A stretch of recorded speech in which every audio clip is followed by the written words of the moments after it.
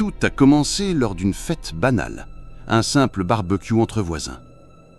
Mais ce soir-là, Larry Sidkins, un père de famille ordinaire, a fait quelque chose d'impensable. Devant tout le monde, il a avalé une canette entière de bière. Pas une gorgée, pas un pari stupide. Non, il l'a englouti comme un serpent dévore sa proie. Et quelques secondes plus tard, il s'est tranché la gorge. Ce n'était que le début.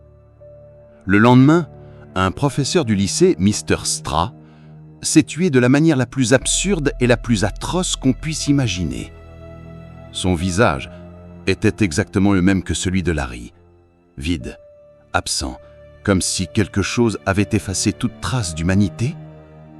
Puis, dans un vieux tunnel de chemin de fer, j'ai vu un cadavre, un homme sans jambes. Je croyais qu'il était mort, mais il s'est mis à ramper vers moi. Son torse ensanglanté glissant sur le gravier, ses doigts crispés, ses yeux vides. Il était mort, mais il avançait quand même. Et ce n'était rien comparé à ce qui m'attendait chez moi. Mon propre père, les yeux vides, le corps possédé par quelque chose d'invisible.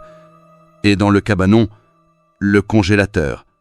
À l'intérieur, la tête d'un cerf gelé qui a commencé à bouger. Ce n'était pas un cerf, c'était une abomination, et elle n'était pas seule. Si vous voulez connaître la suite, si vous voulez savoir ce qu'il y avait vraiment dans ce congélateur et ce qu'est devenu ma famille, regardez l'intégralité de cette histoire sur la chaîne Nuit d'horreur.